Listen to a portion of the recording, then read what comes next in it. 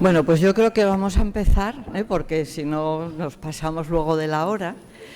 Y bueno, pues como veis, hoy vamos a hablar de Inés Suárez y de otras españolas en la conquista.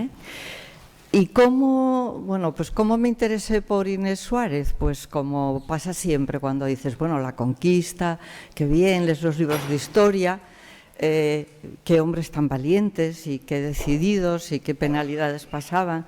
Pero qué raro que no hubiera ninguna mujer allí, ¿no? Porque, tenía que haberlas habido. No puede ser tantas décadas, siglos de historia y no aparece nadie. Y entonces, bueno, pues empiezas a mirar por crónicas que están ya, crónicas de Indias que ya están transcritas y publicadas, y te das cuenta que efectivamente nombres de mujeres hay alguno. ¿Qué pasa? Que los historiadores pues no se preocuparon en varios siglos de ir a buscarlas, ¿no? Y entonces pues las buscas tú, ¿no? Digo, pues a ver quiénes son, poner juntas los nombres con las hazañas que se les imputan y tal. Y te vas dando cuenta pues de que pasa lo que pasa siempre en las historias, ¿no? Tanto las historias de los diferentes países como la historia del arte, de la filosofía, de la ciencia, etcétera, que no es que no haya habido mujeres, sino pues que nadie se fijó en ellas o eligieron pues silenciarlas, ¿no? Invisibilizarlas. ¿Dónde vas a buscar entonces lo que no está escrito ya en la historia? Pues en la literatura, que es donde con un poco de imaginación puedes reconstruir. Entonces, esta primera parte de la charla, pues os voy a dar unas cuantas pinceladas sobre por qué considero que es muy lícito el fijarnos en la literatura para completar lo que sabemos de la historia. Voy a empezar con Annie Ernaux, que es la Premio Nobel de Literatura de 2022, que si leéis, que tenéis en internet el discurso que dio cuando fue a recibir el Nobel en Estocolmo, pues claro, es que todo el discurso abunda en cómo la literatura está reconstruyendo lo que la historia no puede o no quiso reconstruir, ¿no? Entonces, en esta cita, donde tenéis, ya empieza por una frase muy importante, ¿no? En la revelación de lo indecible social, es decir, lo que socialmente no se dice. Bueno, pues en esa revelación, es decir, en la interiorización de las relaciones de dominación, relaciones de poder, de clase, raza y género. Y ahora fijaros qué frase más importante, que solo sienten quienes son objeto de ellas. Es decir, solamente se dan cuenta de que se está ejerciendo poder sobre ellas las personas que, claro, sobre las que se ejerce el poder, porque quien tiene el poder pues no se da cuenta porque está muy bien, le viene muy bien. Bueno, pues nos dice Annie Ernaux que ahí existe la posibilidad de la emancipación individual y colectiva. Y esto es lo que voy a hacer en la charla de hoy, ¿no? Porque descifrar el mundo despojándolo de visiones y valores que porta el lenguaje. Espere, que ha hecho incidente. No, ninguna. ¿Más lejos? Sí. Bueno. Pues es perturbar el orden instituido y trastocar las jerarquías y, por tanto, ensanchar visiones y valores. Es decir, que tenemos que buscarle las vueltas al lenguaje para desmontar el ejercicio de poder que tenemos aquí, lo veis por raza, por género y por clase. Entonces hay que seguir a Annie Ernaux para entender qué es lo que estamos haciendo. ¿Quién es capaz de hacer esto? Pues lo que se llama la metaficción historiográfica. La metaficción historiográfica, que lo tenéis aquí, que es un término acuñado ya en 1989 por una crítica canadiense, por Linda Hutchins, pues lo que hace es que busca precisamente perturbar el lenguaje, ensanchar el lenguaje. Es decir, es ficción, pero está basada en la historia en cuanto a nombres que se supone que fueron reales, a hechos que se supone que efectivamente se produjeron y a las fechas, es decir, a la cronología, ¿no? Claro, esta metaficción, que como es ficción es literatura, pero como es meta, va más allá de la literatura, es decir, llega a encontrarse con la historia, ¿no? Y lo que hace pues es rellenar esos silencios históricos, que sabemos que la historia no lo cuenta, pero que si menciona a estas mujeres es porque estaban allí, y entonces ¿por qué no nos cuenta nada de ellas? Pues esos silencios históricos vamos a encontrarlos en estas obras de las que os voy a hablar yo, ¿no? La metaficción historiográfica pues lo que hace es inscribir en nombres y hechos que fueron posibles, claro, subrayando aquí el posible, incrustados en los nombres y hechos y cronologías que tomamos, que entendemos que son reales, porque aparecen en la historia. Entonces ya vamos ahí viendo este balance entre ficción, en lo que entendemos por ficción o literatura, e historia, ¿no? Lo que entendemos como algo real, o así lo estudiamos.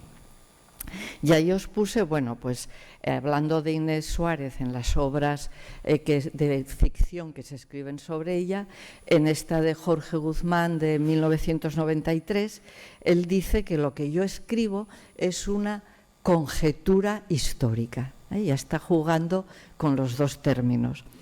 Y dice, y le cito a él, estoy dando voz a Inés Suárez a través de un narrador cronista que transita entre la distancia histórica y la subjetividad novelesca. Y es este transitar lo que nos deja ahí en esa duda que luego podemos elegir, pues creerlo o no creerlo, seamos historiadoras o nos guste la literatura como es mi caso. Annie Ernaux dice que estas obras son biografía, autobiografía, novelas y también algo entre la literatura, la sociología y la historia. O sea que ella le da valor porque ella misma está escribiendo en sus novelas, diríamos que su propia biografía, es decir, se está inscribiendo, ¿no? Y dice, bueno, en cuanto te pones tú como sujeto de la obra ya te conviertes en un personaje, ¿por qué no en la historia también, no? Justamente. Y luego, bueno, tenemos a Isabel Allende con su famosa novela Inés del alma mía, donde dice, y aquí la cito a ella también, las hazañas de Inés Suárez, mencionadas por los cronistas de la época, fueron casi olvidadas por los historiadores durante más de 400 años. En estas páginas, en mi novela, narro los hechos tal como fueron documentados. Me limité a hilarlos con un ejercicio mínimo de imaginación. Y esa imaginación, claro, es la ficción, es lo que funciona como ficción.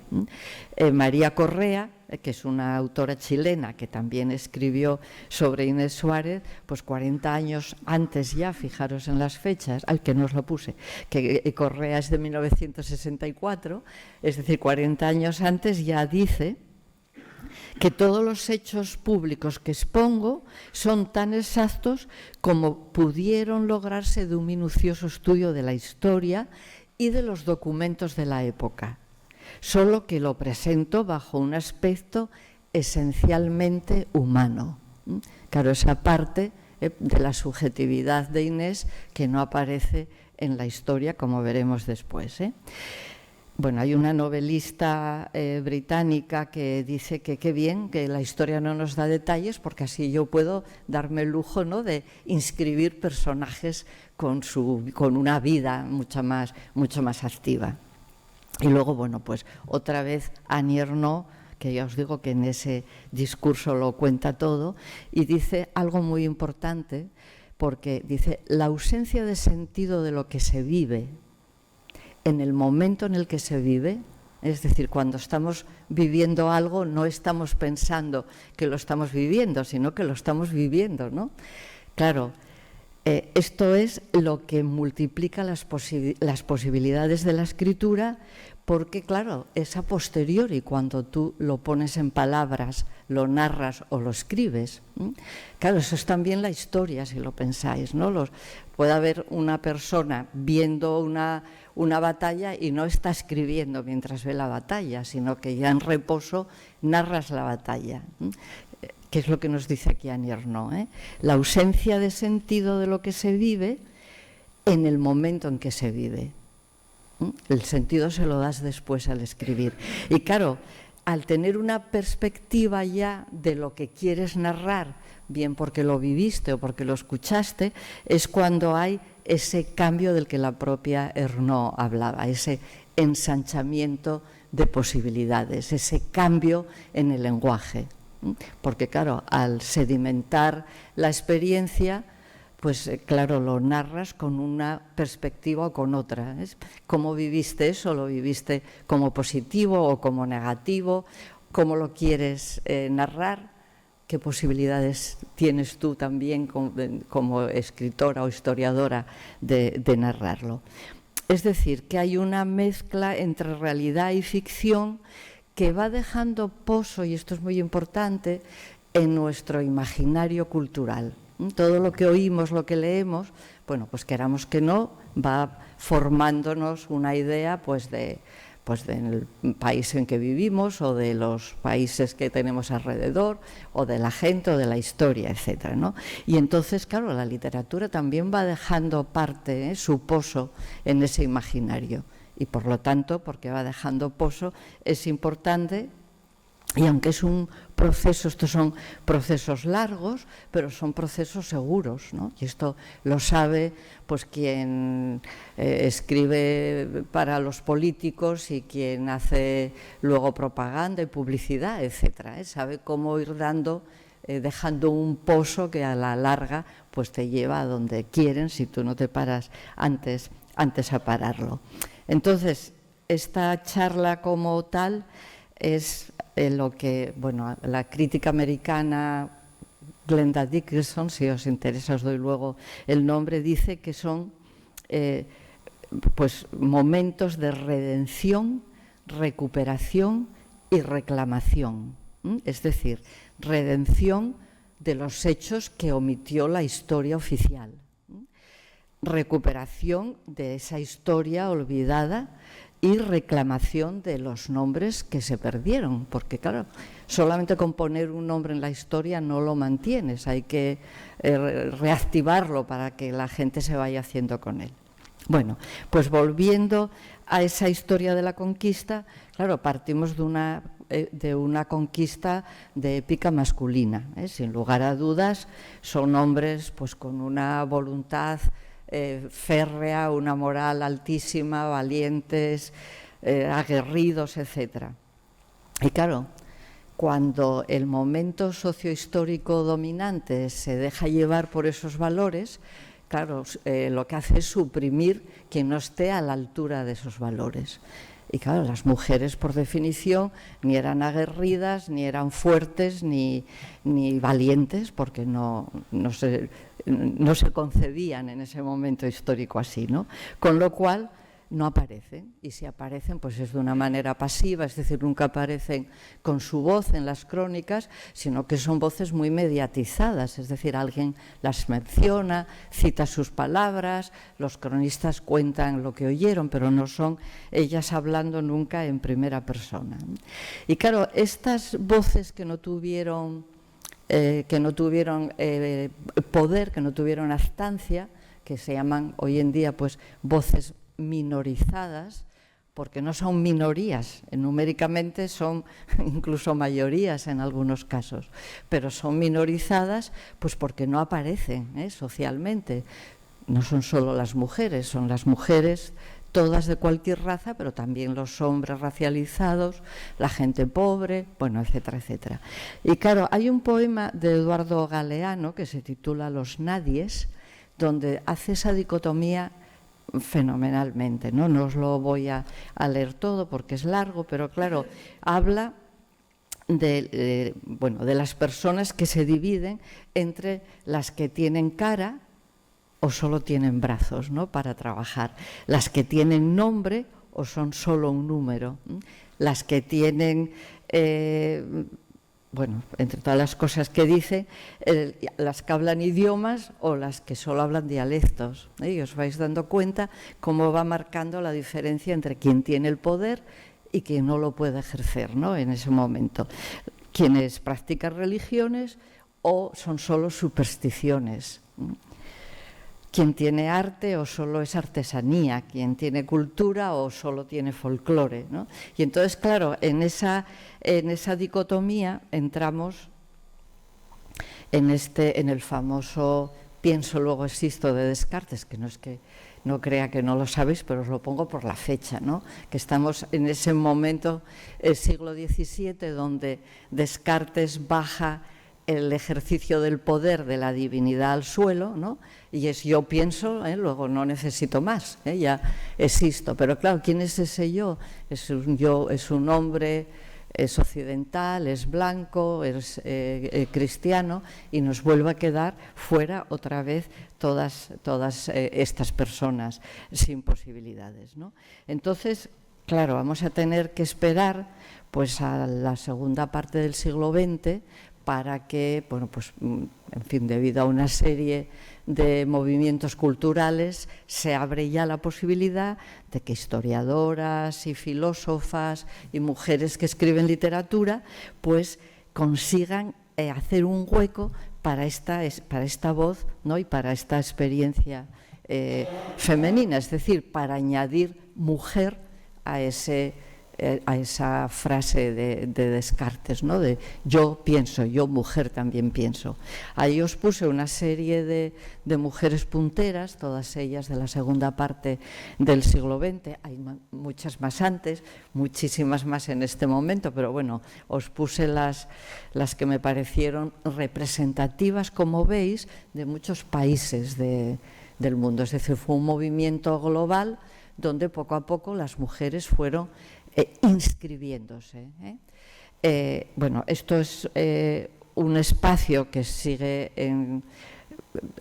ampliándose, porque primero fueron las mujeres blancas occidentales, luego las afro-norteamericanas, luego ya las africanas, las indias de Norteamérica, luego todas las mujeres asiáticas, poco a poco, y todavía van saliendo cada vez más grupos minoritarios dentro de estos grupos más amplios, que van también diciendo, oye, yo también tengo historia, yo también tengo cultura, yo también quiero aparecer en la historia.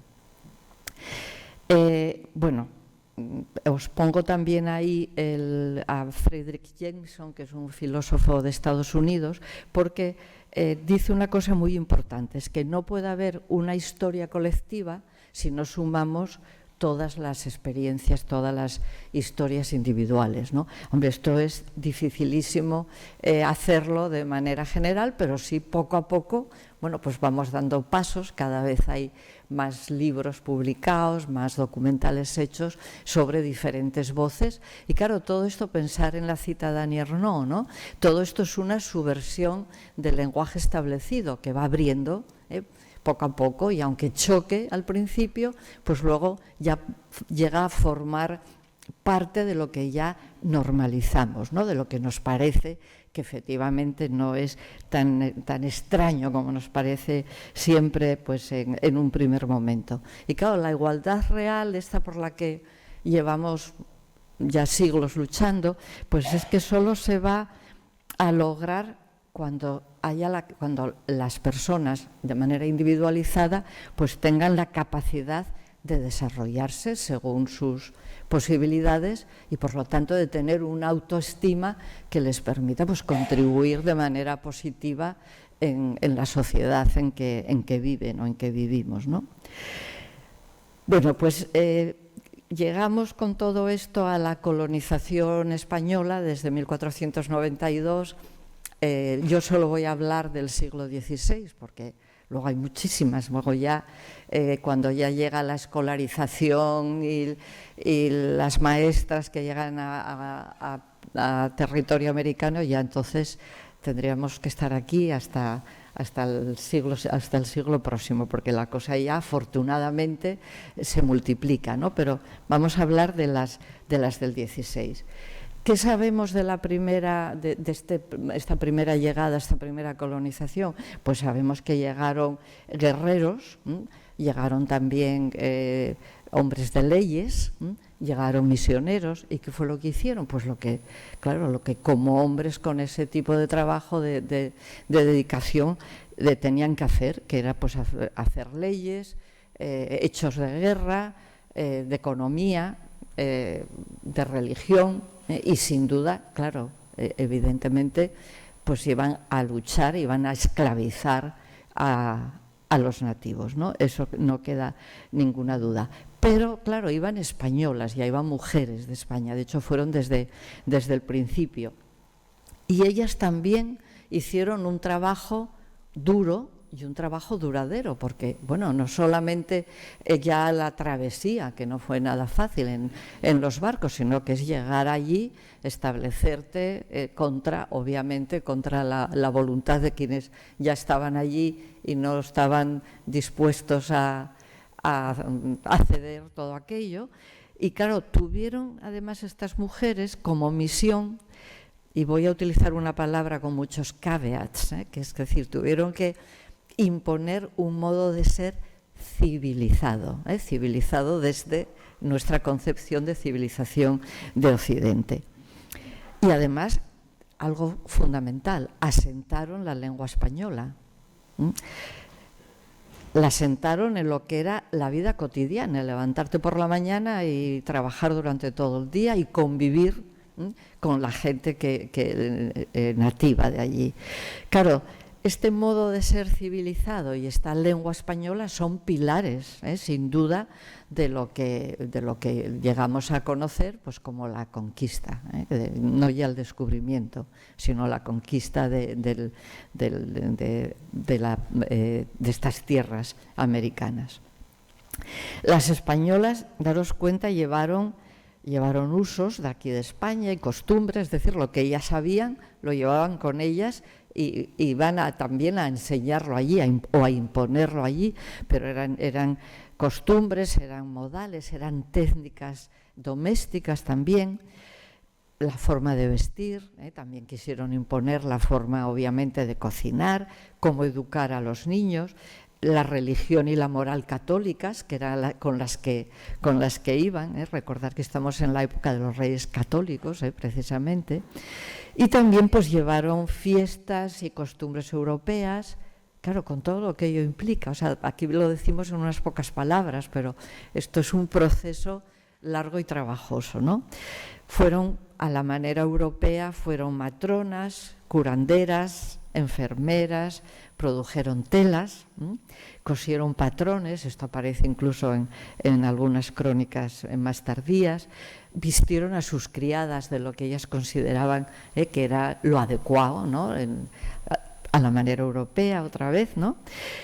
Fueron también fundamentales pues a la hora de aprovisionar de víveres a la tropa, que era fundamental, tanto a los españoles que iban a guerrear como a todos los indios nativos que también se les unieron, porque bueno, allí había muchas facciones y era interés de algunas tribus el vencer a otras, ¿no? Y entonces había también muchas alianzas. Estas mujeres españolas también buscaron pues alimentos allí diferentes, la manera de preservarlos, la manera de cocinarlos, los animales domésticos que necesitaban precisamente para esto, cómo amueblar las casas, las chozas que tenían allí. Bueno, hay incluso constancia, y una de ellas es la propia Inés Suárez, que diseñaron las casas, porque ellas eran las que conocían, porque eran las que estaban en la casa y las que la aprovisionaban y que conocían lo que se necesitaba. Es decir, que cuando en los asentamientos empiezan ya a construir pueblos, ellas son las que saben de dónde se necesita el mercado, dónde tiene que estar la iglesia, dónde dentro de la casa, dónde necesitas la cocina, etcétera, etcétera, ¿no? Bueno, incluso pues creo que supervisaron construcciones, etcétera. Es decir, que son mujeres que tuvieron una acción, un trabajo muy activo en lo que fue la fundación del inicio de nuestra conquista de territorios americanos, ¿no? Claro, aunque había sin duda una relación de poder, porque eran las mujeres blancas y las mujeres nativas, sin embargo, no cabe duda de que hubo una observación mutua, porque claro, no es que solamente mandaran a sus criadas a hacer esto, preparar lo otro, sino que también pues aprendieron de ellas, como si lo pensáis un momento, como es lógico, pues a sustituir unos alimentos por otros, porque las españolas no conocían tampoco ni aquellas frutas, ni aquellos vegetales, ni la mitad de las cosas que había, ¿no? Cómo cocinarlos, también las medicinas, ¿no? Qué plantas medicinales utilizaban allí, porque no había todas las que había tampoco en España. Es decir, que hubo una interacción muy importante entre unas mujeres y otras, claro, lo cual tiene mucho que ver luego pues con el lenguaje y con las costumbres y con todo, ¿no? El cómo vestirse, esto lo comentan en crónicas posteriores también las mujeres, claro, cómo llegaban allí las españolas con unos vestidos absolutamente inapropiados pues para andar por la selva o para aquellos calores o para las lluvias, etcétera, ¿no? Y de este entendimiento, porque claro, fue un entendimiento, como digo, de una época de esclavitud, de esclavismo, con lo cual había mucha relación entre ellas. Es decir, si tú eres mi criada porque yo te tengo sujeta a ello, tengo que interaccionar contigo todo el día. Bueno, pues de aquí surgió algo fundamental que fue el intercambio lingüístico, ¿eh? Y hay una frase que os quiero resaltar, porque es que la lengua es un repositorio histórico y cultural de primera magnitud. Es decir, en la lengua queda todo, lo bueno y lo malo, porque es la que, si no queda en la lengua es que lo perdemos.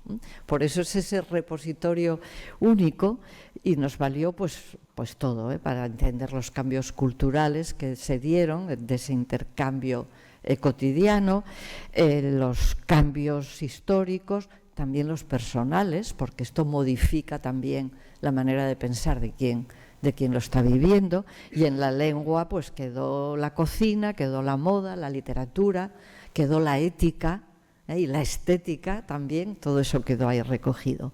Y claro, ¿quiénes fueron las que realmente estuvieron trabajando por imponer esa lengua española allí, ¿no? Que fue la que luego dio lugar pues a lo que llamamos Hispanoamérica? Pues efectivamente fueron las mujeres. ¿Dónde se gestó el español?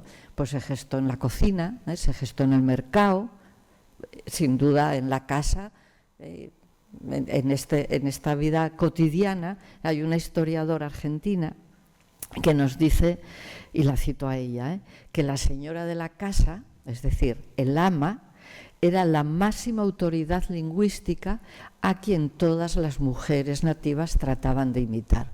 Porque bueno, no dejaba de ser, si era el ama, tenía un poder y tenía un valor social por encima del que ellas tenían, ¿no? Y entonces querían hablar como ella, saber lo que ella sabía, etcétera. Claro, y otra parte que no podemos tampoco olvidar es la religión, porque no eran solamente los sacerdotes que iban, bueno, pues con el valor y el impulso que hayan tenido en toda la traducción de la Biblia en las diferentes lenguas, que fue muy importante desde un punto de vista lingüístico, pero si no, era en el día a día, ¿no? La religión dentro de la casa, es decir, el intercambio de deidades, ¿eh? Yo traigo a mi Dios, pero es que yo ya tengo dioses y diosas también, ¿no? Y entonces, bueno, ya sabéis que ahí se solapa la religión, ¿no? Intercambiando unos dioses, y unos valores con otros. Las imprecaciones, en los momentos de apuro, cuando tienes miedo, cuando estás esperando pues una tormenta o estás esperando que vengan a atacarte, etcétera, ¿no? Las oraciones, los ritos, que también ahí hubo un intercambio tremendo, y sin duda pues las curaciones. Cuando alguien estaba muy grave, pues cuando ya la medicina o los ungüentos no te valen, pues rezas, y entonces rezas según tus creencias o las creencias de la persona que tienes al lado, si lo tuyo parece que no funciona. O sea, es decir, es nada más que ponerse en la situación cotidiana, ¿no?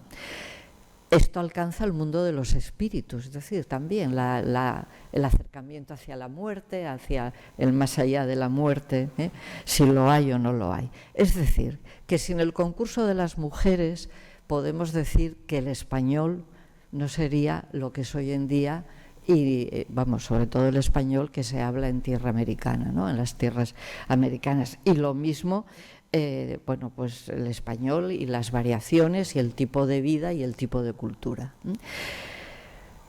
Claro, y esto, insisto, lo que os decía al principio, solamente en las primeras décadas, hablando del siglo XVI, cuando luego ya vienen las maestras con una educación más reglada, entonces ya la cosa cambia muchísimo, de manera también pues interesantísima, ¿no?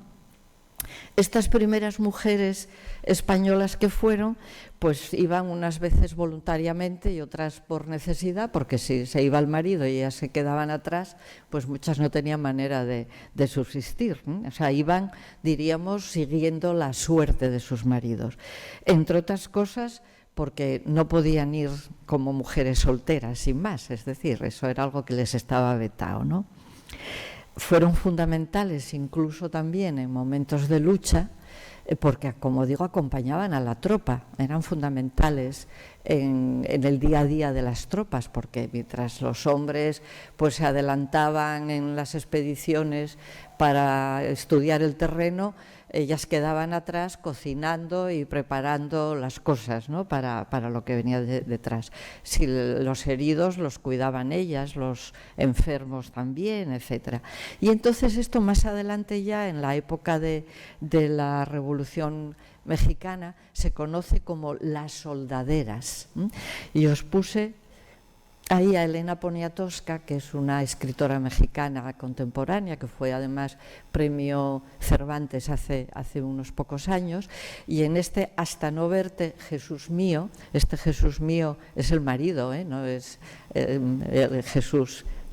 Y luego en Las Indómitas también habla de ellas, y Elena Poniatowska, como digo, explicó la importancia que tuvieron las mujeres, no solo en la retaguardia, sino que es que acompañaban en las expediciones a través del terreno que fuera, acompañaban a sus hombres y los cuidaban, Y entonces Poniatowska, que es una autora ya de 80 y tantos años, pero muy graciosa, podéis verlo en internet, dice, es que lo que gritamos los mexicanos cuando celebramos todos los años pues nuestra revolución y nuestra independencia, y decimos, vivan los héroes que nos dieron patria. Dice, no, esto hay que ampliarlo, hay que decir, vivan los héroes y las heroínas que nos dieron patria, porque fueron tan importantes como pudieron ser ellos, porque ellos solos no hubieran podido, tampoco no hubieran tenido la libertad ni la tranquilidad pues de hacer, de conseguir lo que consiguieron. Hay una cosa también importante de uno de los cronistas de la época, de Fernández de Oviedo, en 1526, ya, fijaros, siglo XVI, que dice, no es menos meritorio conservar los bienes y los honores que adquirirlos. Bueno, pues mejores conservadoras que las mujeres no las hubo en esa historia, O sea que tanto bienes como honores tiene mucho que ver el trabajo que llevaron ellas a cabo. Viajaban, como digo, a América con una licencia real. Sin esa licencia real no se podían subir al barco. y era o bien porque eran esposas de españoles o porque eran criadas de esas esposas de la gente española con más importancia, ¿no? Porque los reyes, y después primero Isabel y Fernando y luego ya Carlos I, querían poblar el Nuevo Mundo, y estoy citando, con hogares legítimos y cristianos. Y para eso no dejaban embarcar ni a moras ni a indias, solo a cristianas viejas. Entonces se aseguraban de que quienes fueran, es decir, iban mujeres con nombre y apellidos y esposas o criadas de estas otras mujeres. Una vez en América, si el esposo moría o se iba de expedición, pues ellas entonces quedaban como dueñas y señoras de la encomienda, es decir, del terreno que el rey les hubiera cedido pagándoles los favores, ¿no? de conquista. Y se quedaban como únicas dueñas con las obligaciones de la encomienda, que eran, fijaros, cobrar tributos, hacer trabajar a los indios, adoctrinarlos, educarlos y encima, como no, llevar toda la intendencia de la casa, que eso sigue siendo eterno, y también en ese momento. Bueno, pues como había muchas luchas, porque de eso se trataba la conquista, y había muchas enfermedades también, pues el territorio americano en el siglo XVI ya se pobló de viudas españolas.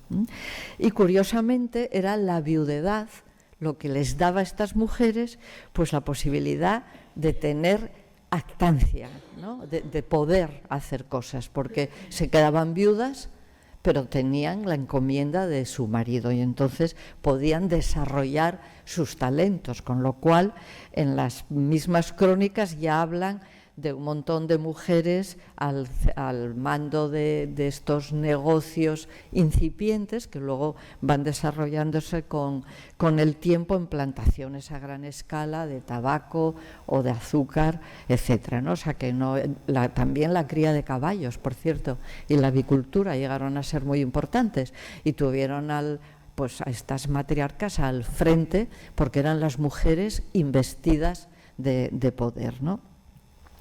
No solo las viudas, sino que también había pues muchas mujeres, como digo, que mientras sus maridos, y aquí estoy citando también a un historiador, eran arrastrados a una búsqueda incesante de oro y de poder, que era lo que les daba luego las encomiendas reales, pues las mujeres quedaban en los poblados y en las primeras ciudades pues ejerciendo el poder, ¿no?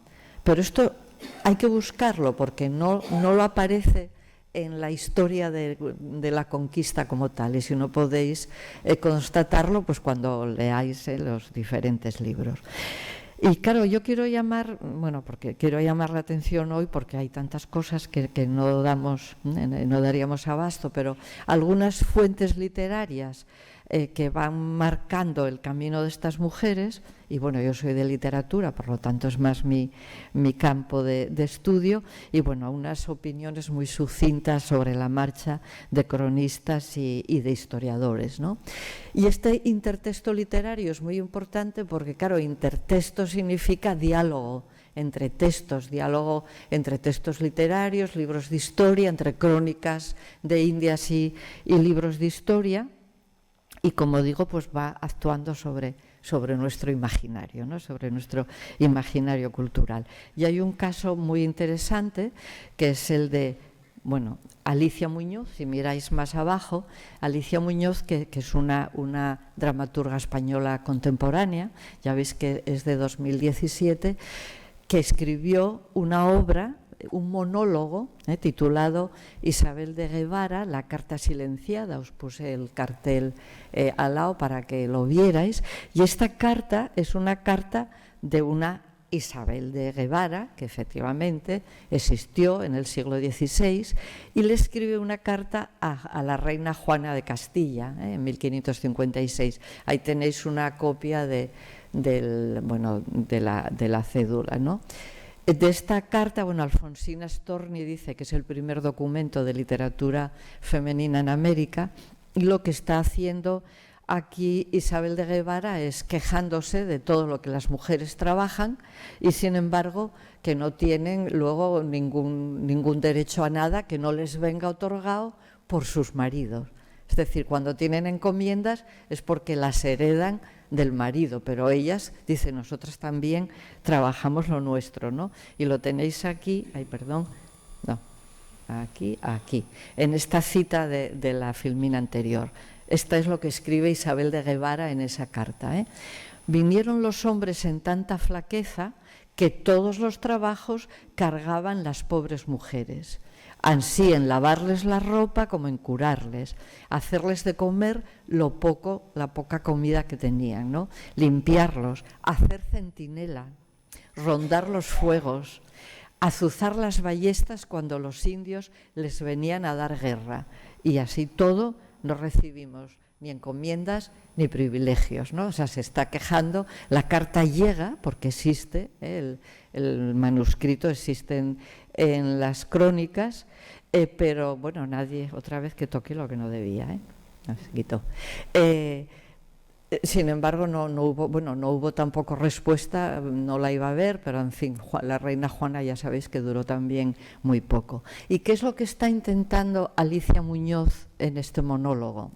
No solamente revivir algo que no conocíamos, que era que hubo una Isabel de Guevara que llegó a tener suficiente conocimiento como para hablar, escribir directamente a la reina, sino que en el monólogo Alicia lo que quiso fue darle vida a esa carta, que es una carta, bueno, pues parte de lo que visteis anteriormente, pero no deja de ser un papel. Sin embargo, cuando lo ves actuado, claro, tienes la ira que siente Isabel cuando empieza a escribirla, ¿no? La emoción de estar escribiendo a la reina, el impulso, ¿no? de es que esto nos hace falta, que somos muchas y estamos desesperadas, que trabajamos, que nadie mira para nosotras, ¿no? Y luego, pues hacia el final, es también ese, bueno, pues el descansar, ¿no? Que ya hice lo que tenía que hacer, que era escribir a la reina, y ahora esperar a ver qué es lo que la reina nos contesta. Y claro, eso es lo que os quiero decir con lo que aporta la literatura a la historia. Yo creo que aquí queda clarísimo, ¿no? Un documento histórico fundamental, porque sabemos, viene firmado por el transcriptor el que recibió las palabras de Isabel y las puso y las escribió a la reina, está ahí. Bueno, yo no lo tuve en mis manos, pero bueno, está se puede consultar, y a la vez tenemos la literatura, la obra de literatura que la hace real, que te da la medida personal de esta mujer. Y claro, bueno, vamos a ver si doy ahora con ello. Bueno, pues que hubo mujeres en la conquista, luego lo veréis, hay cantidad de nombres, o sea, hubo muchísimas, como digo, nombres, mujeres con nombre y apellidos, luego tengo una filmina con varias.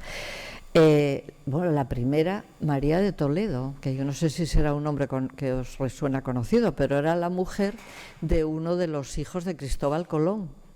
Y cuando el hijo de Cristóbal Colón volvió a España, porque ya sabéis que hacían viajes, ella fue la que se quedó allí defendiendo el fuerte y luchando porque aquello sobreviviera. Y esta mujer encima fue de las que quiso llevar a cabo el mandato real, que era, y cito, tenemos que instruir a los nativos de las islas, pero no tenemos que exterminarlos. Y sin embargo está hablando de los caribes, que no quedó ninguno, bien por luchas o bien por enfermedades. O sea que tenemos ya una mujer que estaba haciendo algo práctico en el primer momento de la conquista, María de Toledo, pues que no la conoce nadie, ¿no?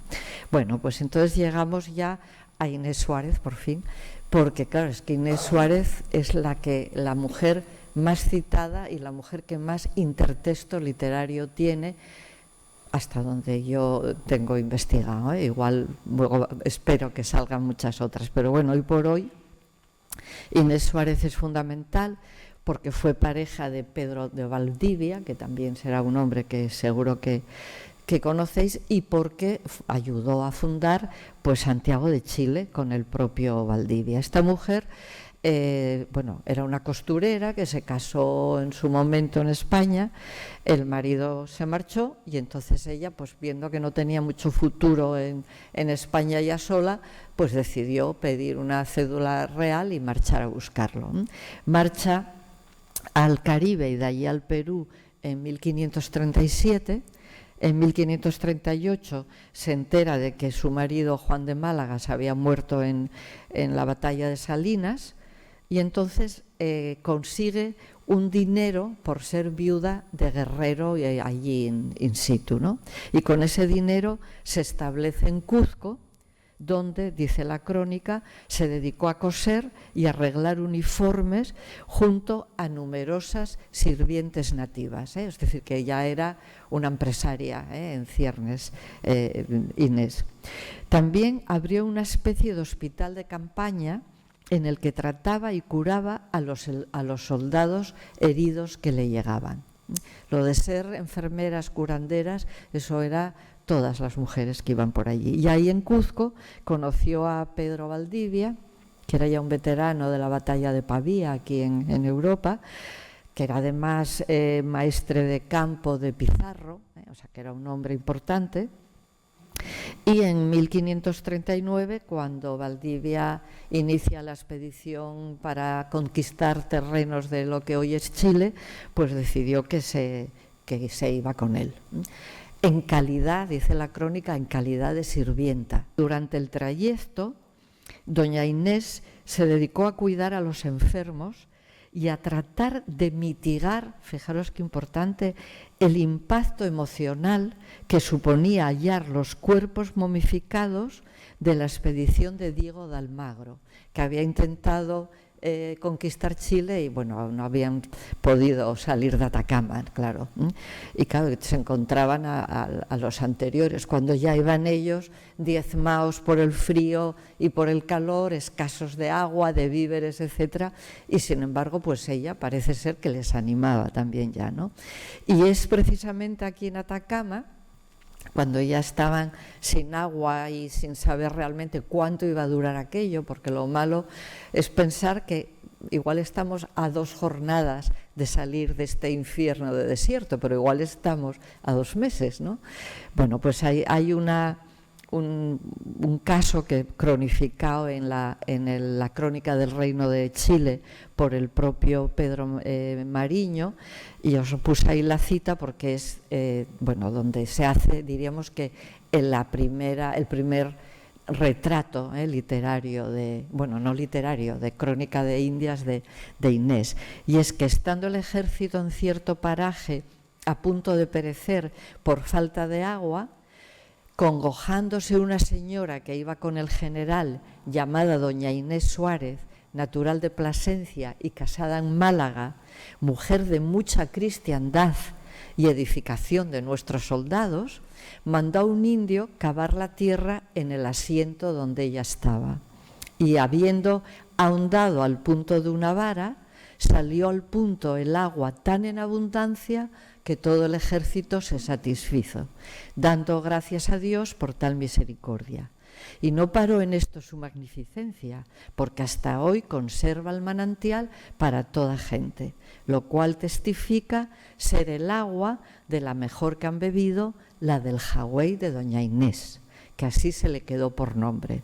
Con esta y otras dificultades y trabajos casi increíbles, llegaron los españoles a Copiapó, que es la primera tierra poblada de las islas de Chile, en 1540. O sea que esto es lo primero que vamos a saber de Inés.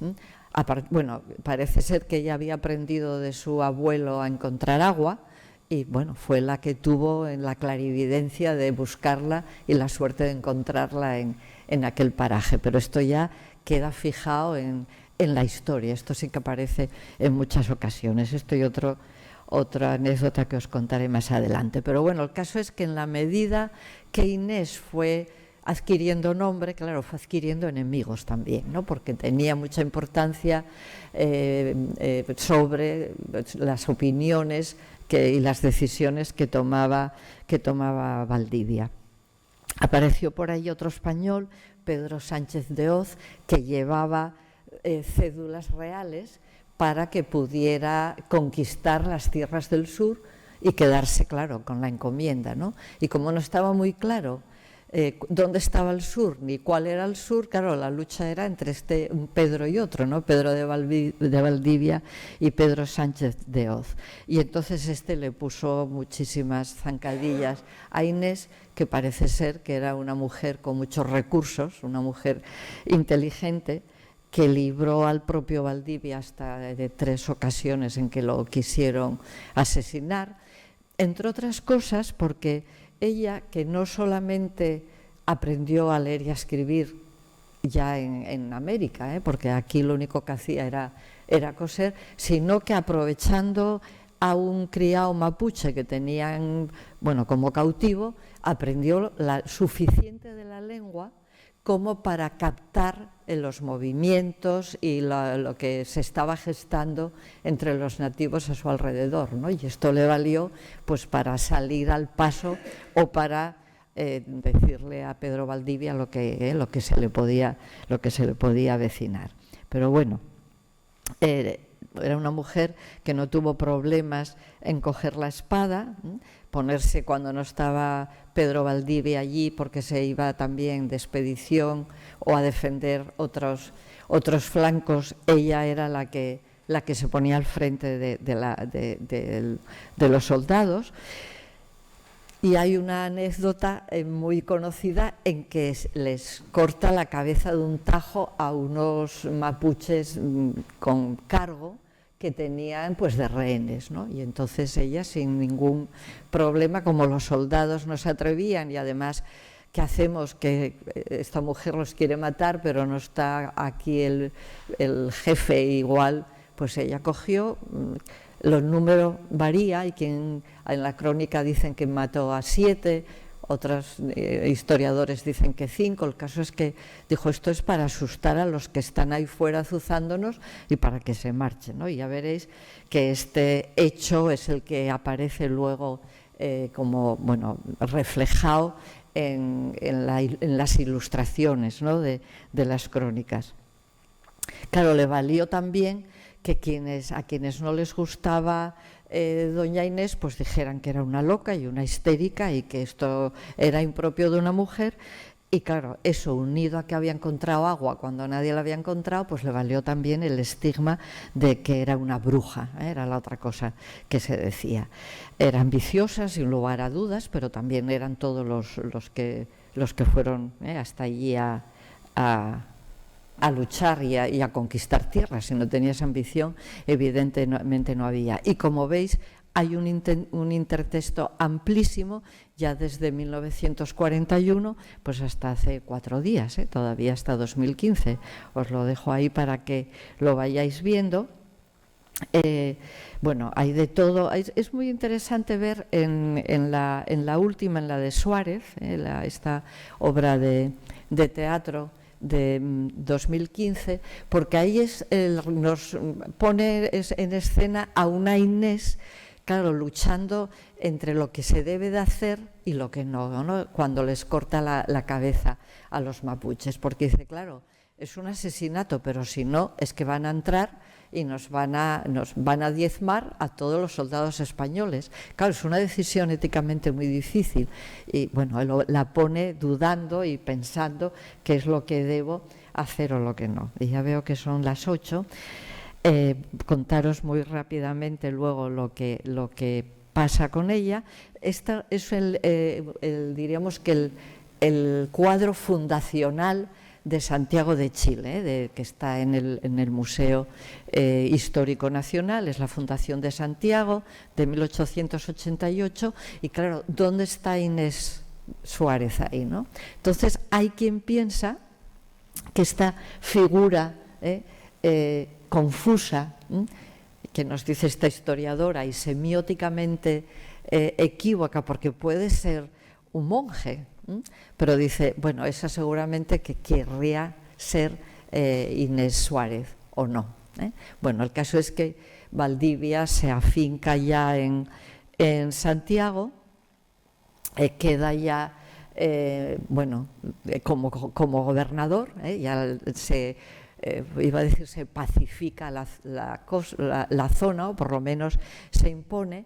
Y entonces, ¿qué es lo que pasa? Que claro, no puede vivir en concubinato, entonces tiene que llamar a su mujer legítima, que estaba en España, aquí tranquilamente esperando a que Pedro de Valdivia diera señales de vida, y Inés Suárez entonces obra. Pero Isabel, que era muy lista y ya lo había visto venir, pues entonces se buscó enseguida acomodo, se casó, que era una mujer viuda, se casó con Rodrigo de Quiroga, y vivieron todavía 30 años en Chile, pues haciendo un montón de obras de caridad. Fundaron varias iglesias, llevaron el culto de la Virgen de la Merced, y bueno, pues como que Inés de Suárez pasó luego a ser una mujer dentro del orden establecido. Pero es curioso que la única manera que tuvo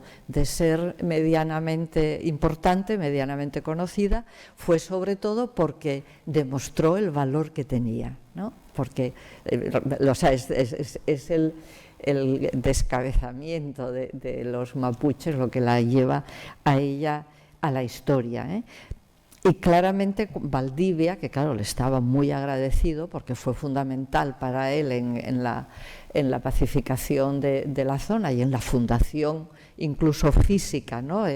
La distribución de calles, de casas, etcétera, en Santiago, pues la nombra hijodalgo, o sea que hasta los títulos son también masculinos porque es que no podían pensar en otra cosa. Bueno, vimos que era una mujer de mucha cristiandad, y una de las cosas que se recuerda siempre de Inés de Suárez fue su interrelación con la gente nativa, con los mapuches todo el tiempo, tanto con las mujeres que tenían casa como la gente del pueblo.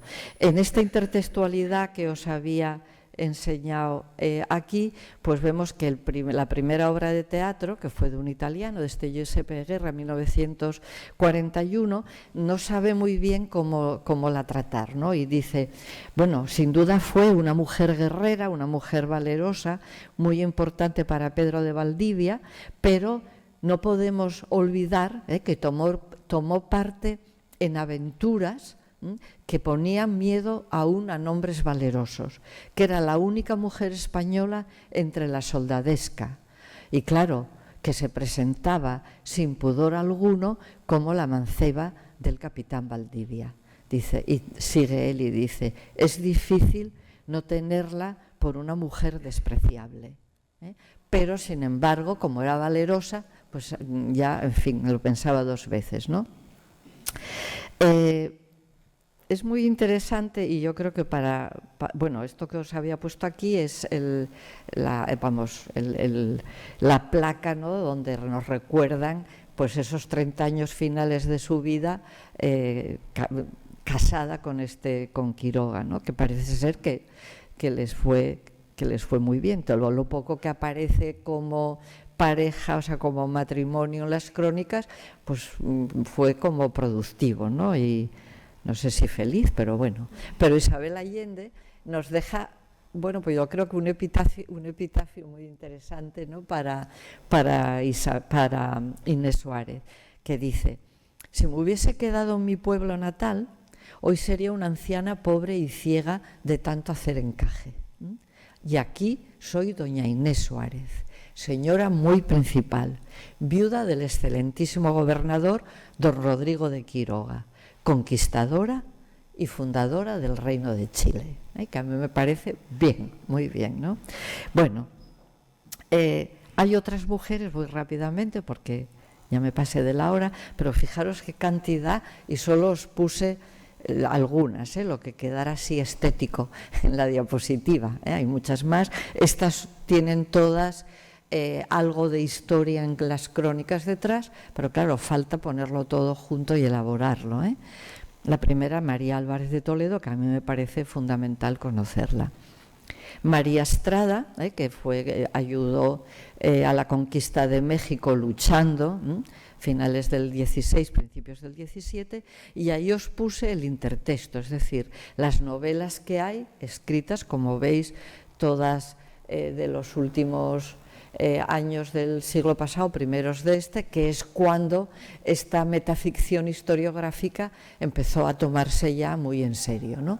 Que es parte de lo que se llama novela histórica, pero esto tiene un fundamento más cercano a la historia que está ya escrita. Es decir, hay, bueno, esto es todo hasta donde yo investigué, ¿no? 3 novelas ya sobre María Estrada. ¿Qué sabemos de María Estrada? Nada, si nos encontramos con el nombre ni nos suena a siglo XVI, ni a conquista, ni a nada. Y como digo, fue otra de estas mujeres guerreras, pero también enfermera, también guisó, también curó y también estuvo luego al final de su vida varios años al frente de la encomienda. Esta María Estrada le escribe a Hernán Cortés y aparece en las crónicas, como veis por el cronista Cervantes de Salazar, pues algo parecido a lo que decían las demás. Bueno, no es bien que mujeres españolas dejen a sus maridos yendo a la guerra. Donde ellos murieren, moriremos nosotras. Y es razón que los indios entiendan que somos tan valientes, los españoles, que hasta sus mujeres saben pelear. Y queremos, pues la cura de nuestros maridos y de los demás, somos necesarias, tener parte en tan buenos trabajos para ganar algún renombre como los demás soldados. Como veis, es una manera diferente de ponerlo, pero es exactamente lo mismo que estaban pidiendo Isabel de Guevara en la carta a Juana, etc.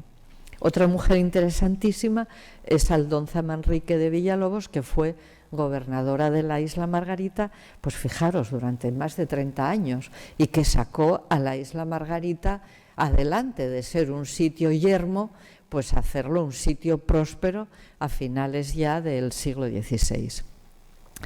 Su madre, Isabel de Villalobos, fue durante unos años, en la minoría de edad de Aldonza, fue ella la que estuvo al frente de la isla Margarita, y es una isla donde la propia Isabel de Villalobos dirigió el comercio de las perlas y lo sacó adelante, que hasta ese momento era simplemente algo que había, pero que no estaba, diríamos, explotado de una manera económica. Y hay una novela, la veis aquí abajo, de hace unos 4 años también sobre el tema. Los autores y las autoras de estas novelas pues suelen ser profesores de historia, generalmente de enseñanza media, que dedican años de su vida a buscar la documentación y a escribir. Mencía Calderón, que fue la adelantada del Río de la Plata, y esta es también una novela sobre ella, y fijaros el nombre, Loísa Gómez Lucena, que es profesora de Historia en la Universidad de Granada y que está haciendo una enciclopedia de mujeres de la conquista. Está yendo y expurgando todo lo que puede de las crónicas, o sea que quedaros con el nombre si queréis saber más de esto.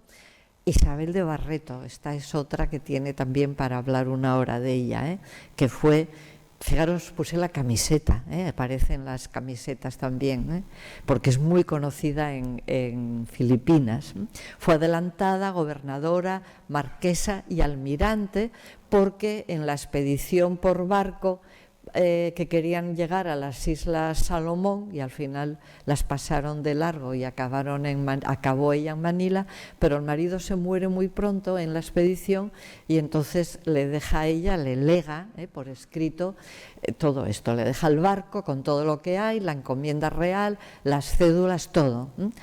Y esta mujer estaba muy preparada, es decir, no va a ser adelantada, que es la primera adelantada del almirantazgo, porque no hubo no había habido otra mujer, sino que ella estaba muy preparada, había estudiado, mientras estaban preparando la expedición en tierra, había estudiado todo lo que había que saber sobre el manejo de los barcos, de los instrumentos de navegación, las cartas de navegación, todo lo que se sabía, con lo cual el capitán del barco, que pensó que al morirse el adelantado y le iba a quedar al tanto, llevó muy mal, ¿no?, que esta mujer le mandara, y entonces hay todo tipo de, bueno, intentó cantidad de veces desacreditarla, incluso llegó a montar un motín, pero es que era una mujer muy lista, que sabía prever qué es lo que iba a pasar y adelantarse, o sea, que era adelantada en más sentidos que en uno.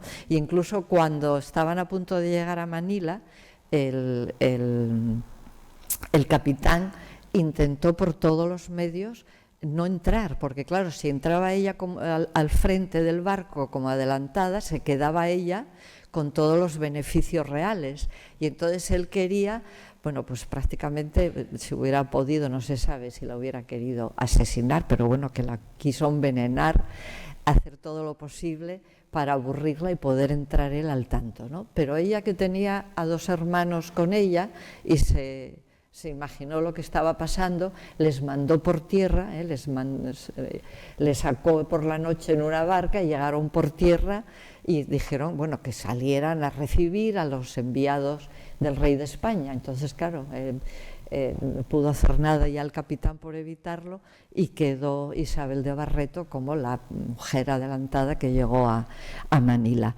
Veis que Robert Graves, que es un autor muy importante en la historia de la literatura inglesa, pues también escribió sobre Isabel de Barreto. No la pone muy bien, no le caía muy bien, pero bueno, esas son cosas de Robert Graves. Y aquí es donde veis las imágenes que quedaron. Estas son ilustraciones de La Araucana, que conocéis todo el mundo, es decir, la obra, y es Inés Suárez, claro, con las cabezas de los mapuches, ¿no? Porque eso era en el imaginario gráfico, lo que queda, como veréis, son las mujeres guerreras. Mencía de los Nidos, que también aparece en La Araucana, y aquí la veis con el escudo y también como guerrera. Todo aquello que yo os decía de la importancia de fijar el español, de las costumbres, eso no les pareció que merecía la pena mencionarlo históricamente. Y esto os lo pongo porque otra mujer importante, Beatriz de la Cueva, que en realidad llegó a ser gobernadora porque les convenía, no porque ella tuviera ningún interés, y estuvo nada más que unos días, pero los cronistas es que son muy contrarios uno de otro.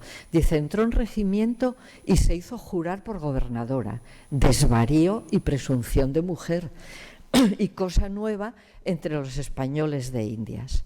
Mientras que el otro cronista dice, a veces, es que me encanta la frase, es mejor ser gobernado por una mujer heroica que por un hombre cobarde y flojo.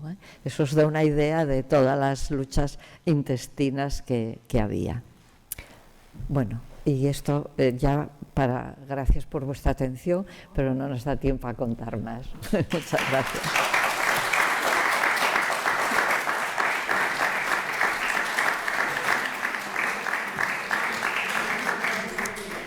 No sé si habrá alguna pregunta que yo pueda contestar, pero bueno, si la hay. Hay una canción que dice, ay mamá Inés, sí, todos los negros tomamos café. Sí. ¿Tiene algo que ver? ¿Tiene algo que ver con esa dama, no, verdad? No creo, no, lo de ay mamá Inés, no. Yo creo que lo que hizo el autor de la obra fue coger precisamente el estribillo de la canción, el ay mamá Inés. Es posible que ese mamá Inés fuera reminiscencia de Inés Suárez, pero bueno, que la canción no está relacionada ya el tema con ella. Pero sí, posiblemente haya sobrevivido el mamá Inés, ¿no? Como esta mujer que es que parece ser que tuvo entre la gente nativa, era una mujer apreciada, y de ahí que la llamaran mamá, digo yo, pero bueno, esto ya es especulación mía, Pues si no hay, pues lo dejamos entonces aquí. De verdad que muchas gracias por vuestra atención, ¿eh?